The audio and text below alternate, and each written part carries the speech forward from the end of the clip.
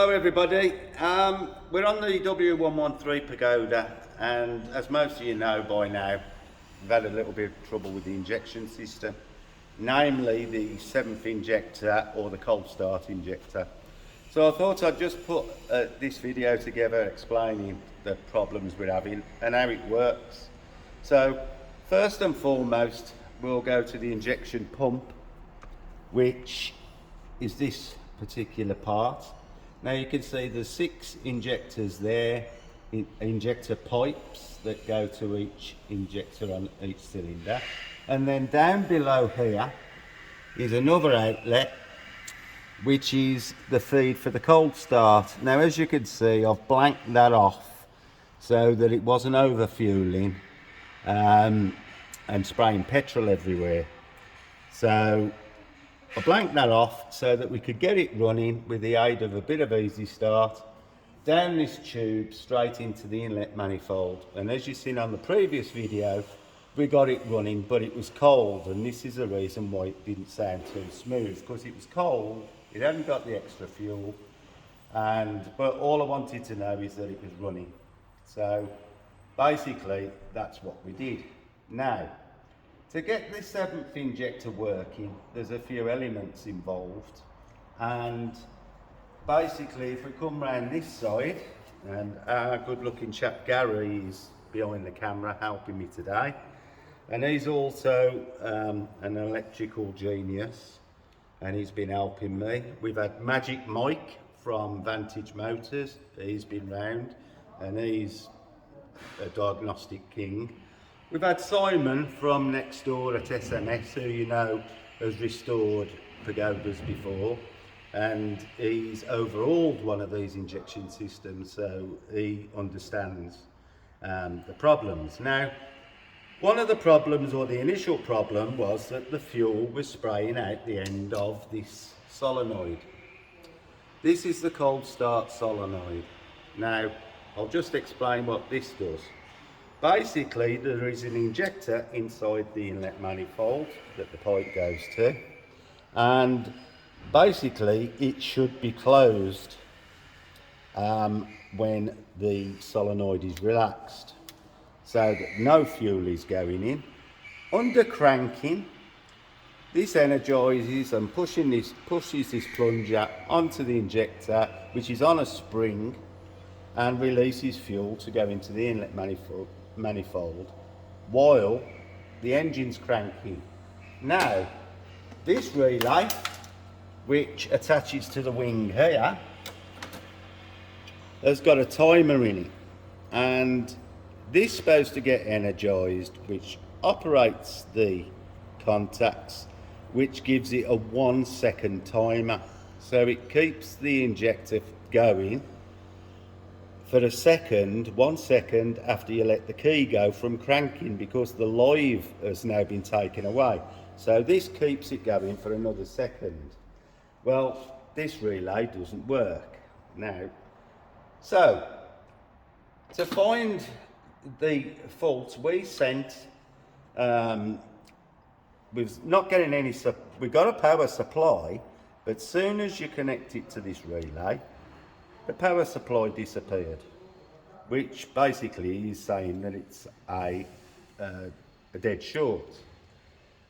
So we removed the assist relay on the other side of the car, which is a cold start assist relay, to find out where all the lives go, because there's 4 wires on here, and basically there's no trigger for the other side of it. Now, one of these wires, which is the black wire, comes out the loom at the injector, and really once that's energized, it should send 12 volts to the solenoid, which then lets the fuel through under cranking. Well, that ain't been happening. There's no supply at the other relay either, and we've got a wire that I found hanging off the solenoid of the starter motor, which I presumed would be live under cranking, and that isn't live either. So basically we've spent 3 days going into all the wiring everywhere, and to no avail. We haven't found the supplies. We know the relay's not working, but that isn't the end of the world because we could directly wire it. But we can't do that because there's no live when it's cranking. So basically, we've had three great minds and mine trying to find this fault. Well, Saturday, we have got a wire that's down this side that's a different colour, and you can tell it's an aftermarket wire, which the only aftermarket thing on this car is the alarm system. So I presume this was something to do with the alarm system. That never worked when the car arrived anyway. So I've basically been ignoring this wire. But Saturday, I thought I'm going to trace this wire and find out where it goes. This meant getting the underside of the dash, and if you've ever worked on a W113 dash panel, you know what a horror story that is. So I've gone underneath the dash, and basically the end story is that somebody's rewired it in the past. They've bypassed all this wiring, cut the ends inside the car. This is why we can't find any of the power supplies, bar one. And it's all been wired to this aftermarket wire with a spring-loaded switch under the dash panel. So it was all done previous to me having the car. And so we now feel that we know how the cold start's going to work. The only problem I've got is that we've now got fuel that's still going up here. Now there's a seal in the end of this solenoid which stops the fuel going up the middle of the pin, and that seal is worn. Now I'm going to try and see if we can get the seal on its own now. I don't believe they sell it separate, but to buy the solenoid and this, it comes with the whole housing, is over £1,000. So firstly, I'm going to try and get the seal for this, but it's had 3.5 days work trying to find the supplies that somebody had already rewired.